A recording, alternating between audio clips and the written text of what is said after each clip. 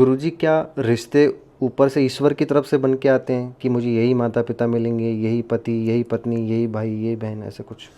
देखिए, रिश्ते ऊपर से बन के आते हैं। ऊपर का मतलब आप ईश्वर कह रहे हो, तो ईश्वर तो सर्वव्यापक है। हाँ, ऊपर से लोग कहते हैं कि ये तो सब ऊपर से बन करके आए हैं, इसका मतलब ईश्वर की ओर से है। देखिए, कुछ संबंध तो ईश्वर ही बनाता है। जैसे माता और पिता का संबंध है, वो तो ईश्वर ही बनाता है, हमारा उसमें कोई वश नहीं है। और जब माता पिता हमारे ईश्वर के द्वारा दिए गए हैं, यानी उन माता पिता के घर में हमारा जन्म हुआ है, तो उसके साथ साथ भाई बहनों के साथ हमारा संबंध बनता है, वो भी ईश्वरीय हो गया, क्योंकि उन्हीं माता पिता से संबंधित हैं।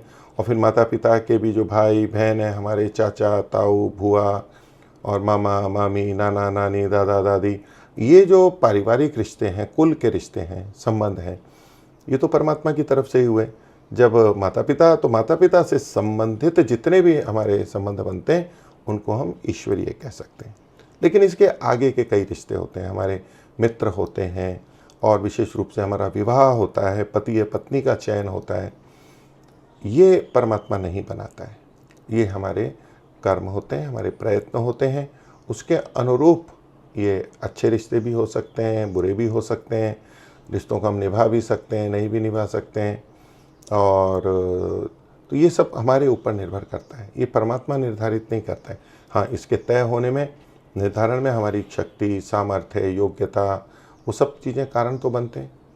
अब विवाह के बाद भी जो संतान होती है, यानी हमारा अपने बच्चों से जो संबंध बनता है, पुत्र और पुत्री से जो भी हो, तो वो आत्मा भी है, हमने तो नहीं लाई है, वो भी परमात्मा ही देता है। हमने तो केवल स्थितियाँ उत्पन्न की हैं, तो मनुष्य स्थिति उत्पन्न करता है, आत्मा तो परमात्मा ही भेजता है।